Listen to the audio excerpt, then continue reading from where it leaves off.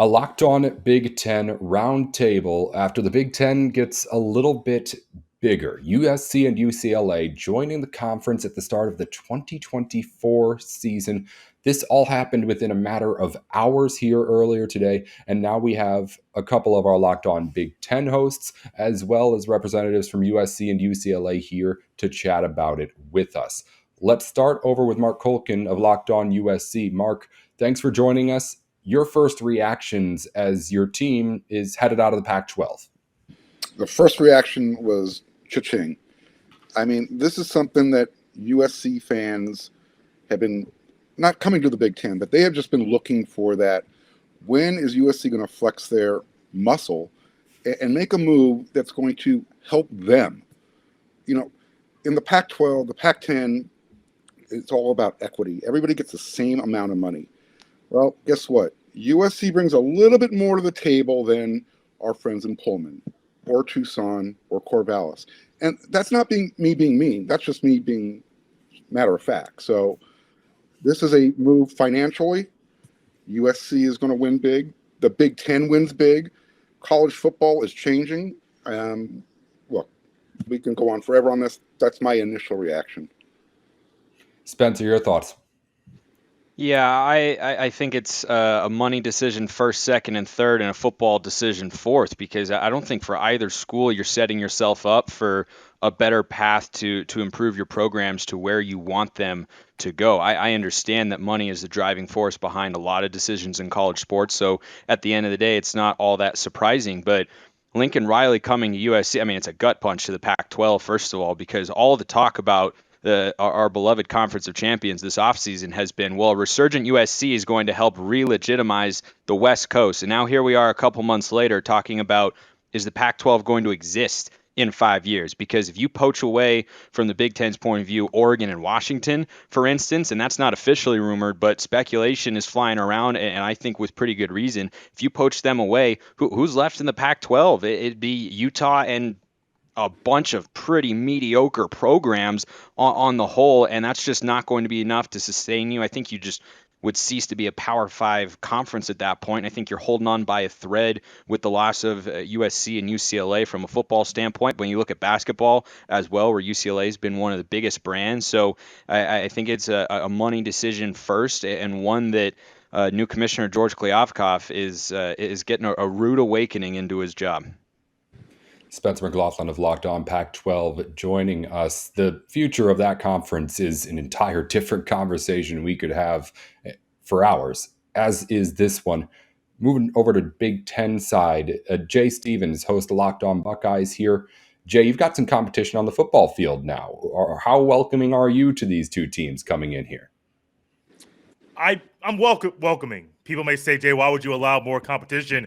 Well, no matter who the competition is in the Big Ten, Ohio State has found a way to dominate the conference over basically the past 20 years. Not winning it every year, but they found ways to overcome hurdles and still be the preeminent football team in the conference. So I say bring it on. Those trips to LA will be fun. They will be enjoyable. The players will get a different vibe and a different look at a different in different stadiums and historic stadiums, which it will be fun to play in. But I just say bring it on, because Ohio State has adjusted very well to the different things that Big Ten has added over the past just 10 years. So I do think they'll be able to adjust very well to USC and UCLA joining the Big Ten Conference. And Kane Robb joining us as well, the host of Locked On Gophers. We're going to talk about the geography of this thing in a bit, but Minnesota welcoming in some warm weather teams onto the football schedule. Guess open arms there, Kane? For sure. I mean, I'm sure that the players themselves will enjoy getting to play in some warmer weather games, getting to go out to California a little bit more often. Hopefully don't have too much fun, focus on the game over there. But overall, I think it's a welcome challenge. And I think even play styles will be really interesting, because you see a lot of ground and pound in the Big Ten. I mean, the only team you really see passing the ball often and early and often is Ohio State. Now you're going to get that type of play style coming from USC, especially with Lincoln Riley joining the crew, and UCLA. So it'll be interesting to see how they adjust to defend a lot of teams, and how our teams in the Big Ten adjust to maybe passing the ball more often and incorporating that pass game across the conference. Spencer, that's an interesting point he makes about the different styles of play that these two conferences traditionally have. As UCLA and USC make this transition over to the Big Ten, do you think it's an advantage, at least in the immediate future, for them to be more of that spread it out offense? Or is there going to be a struggle like Kane talks about, trying to defend the ground and pound of Big Ten football? I think there's more than one way to win a football game. You look at some of the biggest matchups in the Pac-12 conference over the last decade or so. Some of them have been Stanford, Oregon. Back when Chip Kelly was with the Ducks, those are two very different styles. But both of those coaches, David Shaw and Chip Kelly, won Pac-12 championships, won Rose Bowls, won BCS games, and they did it in two very different ways. And I don't think the play style is going to be a huge differentiator here in terms of how they will match up in the conference. I think it'll be no different than what you might see within the Pac-12, as every team has their own style, their own identity, and how they want to play. And USC certainly will throw the ball plenty. You have Caleb Williams as your quarterback, maybe the number one pick in the 2024 NFL draft. You're going to air it out with Lincoln Riley back there calling the plays. But the thing with UCLA, I'm not entirely sure what the national perception is of the Bruins, but they want to run the ball first and foremost. That's what Chip Kelly has always wanted to do. It was more speed and beat you to the edge and have smaller pulling linemen back when he was with Oregon. But UCLA, first and foremost, they're a physical power running football team. So stylistically, I think they fit into the Big Ten more than people would think there. And they want to throw off of that run action. That's what Chip Kelly has always been about as an offensive play caller, and I think he's adapted in some ways since he's gotten to UCLA, recruiting bigger running backs, bigger offensive linemen, and if they can make adjustments on the defensive side of the ball, and they've got a new defensive coordinator, which is a move about 2 years overdue, then I think they're going to be able to be a team that you have to reckon with in the Big Ten, but they're certainly not someone who I expect to come out and start throwing the ball 40, 50 times a game. It's not what Chip wants to do. That's the question. I guess we'll go Mark and then Jay. Are these teams going to be competing for Big Ten championships on the football field and on the basketball court right away? Is that something that is going to be just a plug and play here? It seems like it is that simple. Theoretically, for USC and UCLA, it should be. Just to kind of reach into my grab cliches, it's all about the Jimmies and Joes versus the X's and O's. You were talking about the different styles. Well, again, and not to kind of act a little older and age, I don't know your guys' ages, but I've been around a little bit longer, I think. Pete Carroll, he was able to go into the SEC country, Big Ten country, wherever, and play any type of style and walk away with a big smile on his face after the game was over. So, again, when USC is recruiting the type of players that they want, and those type of players now want to come back to USC with Lincoln Riley, the question really is, can the rest of the Big Ten now catch up to what USC is? Because USC's recruiting footprint, they don't need to leave Southern California. They do it to cherry pick. They do it for that next first-round draft pick. Now, as far as basketball, real quickly, you're picking up another basketball school, and it's not UCLA. There's 3 schools in this country that have had one player drafted in the last 5 NBA drafts. That's Duke, that's Kentucky, and that's USC. Just something to kind of chew on. I do think, Nate, that they will be competing, USC specifically, for football.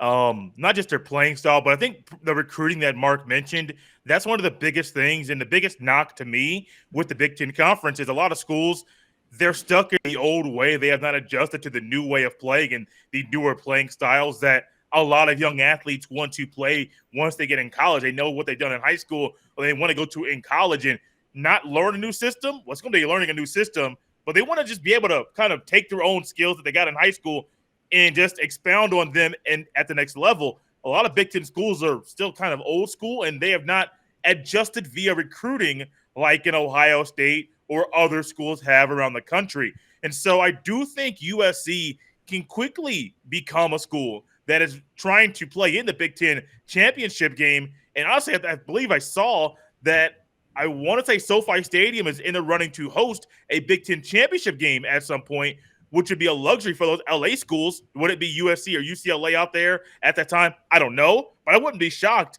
if it's one of those schools plus an Ohio State or Penn State, Michigan as well, to be in there. Not Michigan, they suck. But I do think at some point that it could be them, simply because they recruit in a way that most Big Ten schools can't compete with. I think the geography side of this is going to be, when we look back on this, however many years from now, maybe the biggest thing that has the ripple effect on the rest of college sports. Because up until now, realignment had been regional. It was all about trying to get the best teams within a reasonable travel distance for your schools and teams to get to. Big Ten blew the doors off that with this. This is now a national conference, which, I mean, if you talk about recruiting, which we've mentioned a couple of times already, it gives players something that nobody else can offer at any sort of rate to try and keep up with the Big Ten.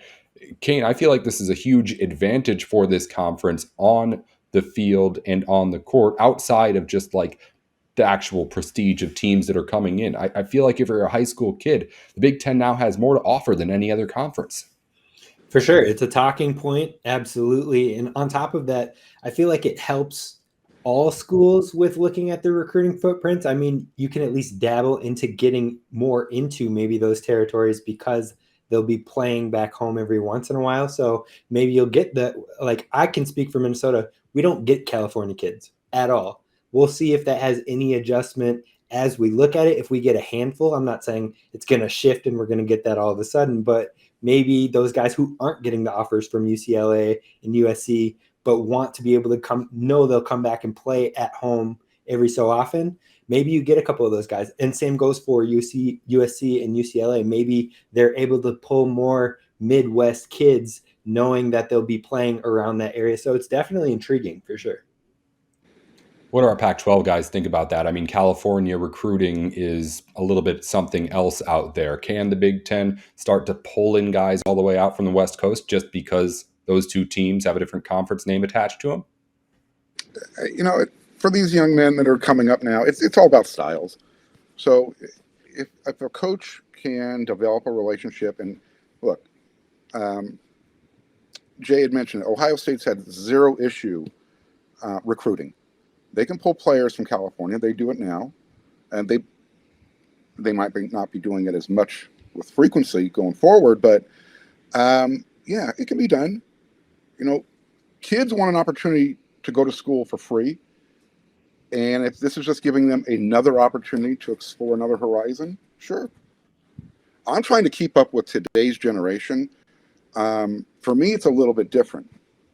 I'm trying to kind of get a feel for what people feel passionate about. And I think that's one thing that the Big Ten is different than the West Coast. There's a core value system in the Big Ten, in the Midwest, that I think is going to be a huge benefit to the schools in LA that might have lost some of that. You don't get that college environment in LA as much as you get in the Midwest. I guess is what I'm trying to say. A really interesting point, and I agree. These also schools, of course, bring the big name power to the Big Ten as well. It's USC, it's UCLA. It's also 16 teams now as well in the conference. Spencer, as you look at coming in here, how do you want things to work as you start to get a say in Big Ten's negotiating with things like divisions and stuff like that? How does 16 teams in a conference work? I don't think divisions are the future of college football anymore. I think the Pac-12 already had a rule change, and George Kliavkoff, one of the best early moves of his tenure as our conference commissioner, has been to lobby the NCAA to get rid of a regulation saying you have to have divisions and 2 division winners. That was always a dumb rule. And of the 11 Pac-12 championships that you've seen take place so far, 5 of them would have been different if this rule had been in place then. So I think that's the right move. And if you're the Big Ten, I don't think the number of teams right now is really concerning you. I mean, you're the Big Ten, but you're actually the Big 16. I don't know if they're going to move to that name change on a conference level or not, but I don't think you implement divisions there. I think you want the 2 best teams because from a conference perspective, at the end of the year, or at the end of the regular season, I should say, you want to put your 2 best teams on the field, on national television to battle it out for from a conference perspective, you're hoping a college football playoff spot, maybe a New Year's Six bowl or something of the sorts, maybe an undefeated season now and then. I mean, you want that sort of stuff to be as big as it can possibly be, and I don't think having divisions is going to help any of that. I think that you just maybe you put it in there for scheduling purposes, but I think you got to go the way of what the Pac-12 has done. And I know that there are some other conferences who have followed suit as well, Power 5 and non-Power 5, who are saying, let's just put in the two teams with the highest conference winning percentage. And I don't see how, putting divisions in there is going to change that. I think they're clearly comfortable having 16 teams in their conference. So if that's the case, then you shouldn't feel the need to, divide it into 8 and 8. It's not like it's changing the overall number. So I think you just go with, whoever the top two teams are at the end of the regular season.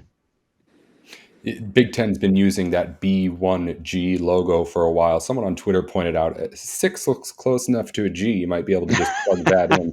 I don't think any name change is coming, but maybe we can do something along those lines. Jane King, this is a move the Big Ten made to try and match Oklahoma and Texas going to the SEC. If you ask me, it does that, maybe even does a little bit more. How are you guys feeling about how you stack up against that conference in this power struggle that we've started? In football, it's still the SEC, man. That conference is different when it comes to football. I get what USC brings. I get what UCLA brings. USC has not been a power or preeminent or a major power in college football where they're competing for national championships in a while, consistently doing that in a while.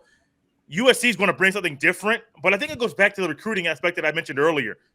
Not many schools in the Big Ten can go down south and get that talent and get them to come up north.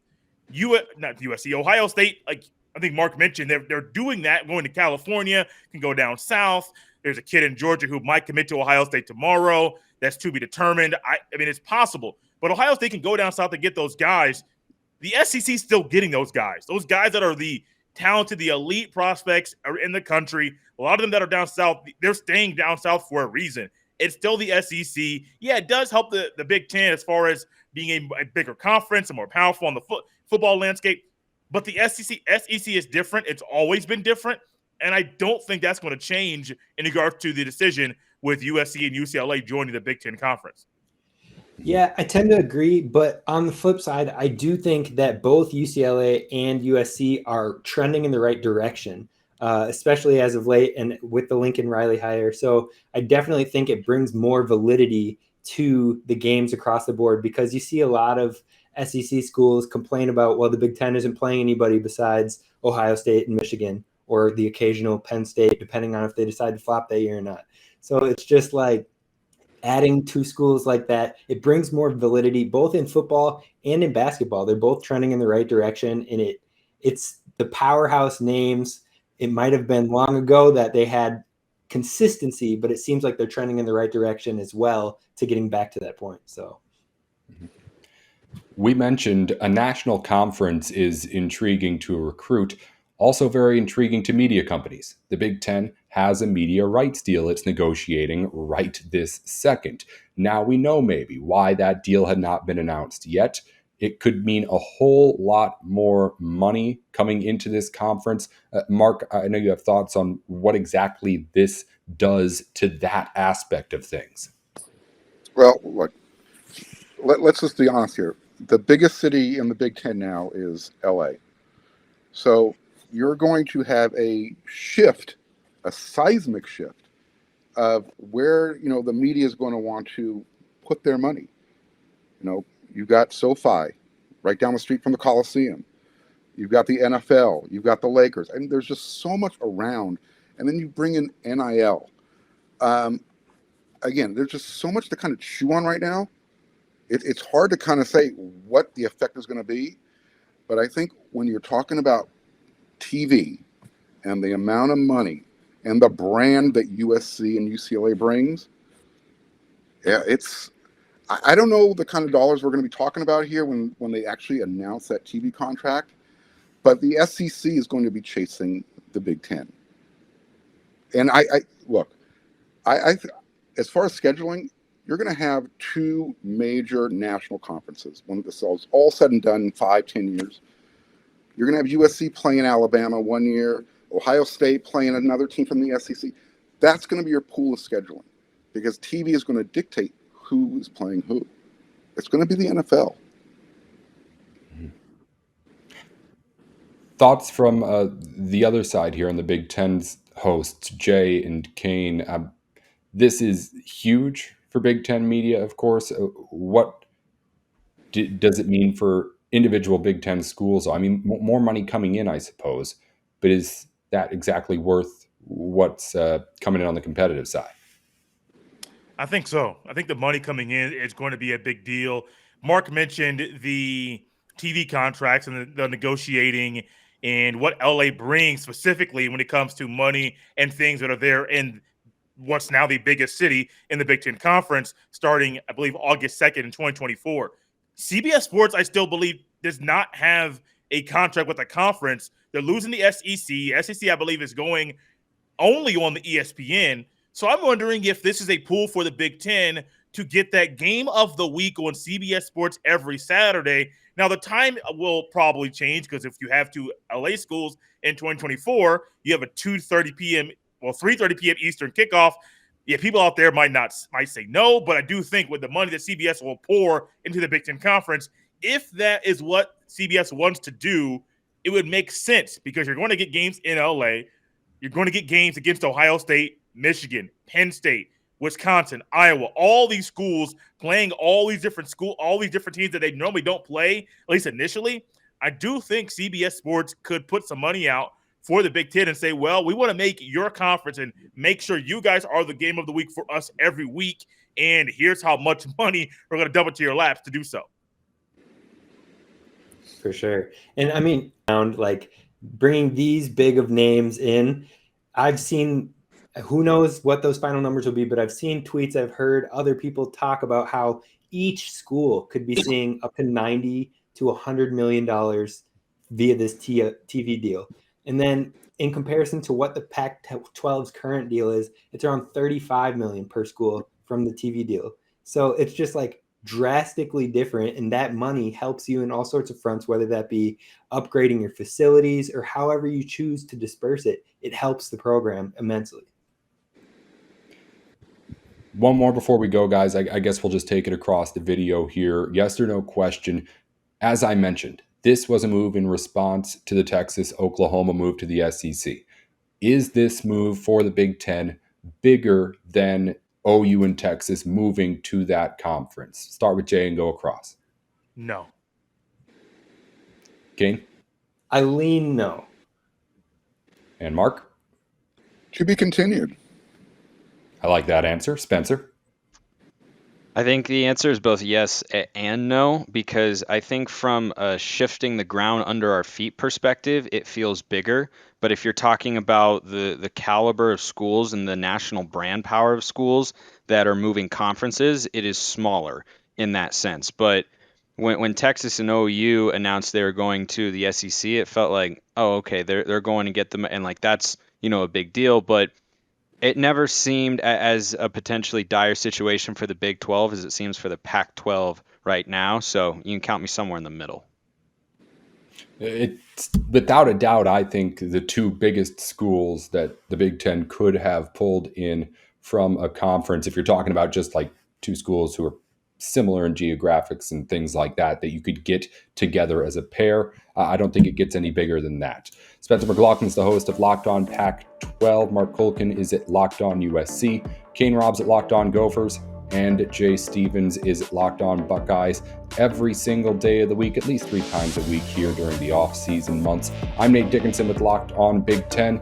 We've got plenty to talk about on our shows over the next coming weeks. Go ahead and subscribe wherever it is you get your podcasts.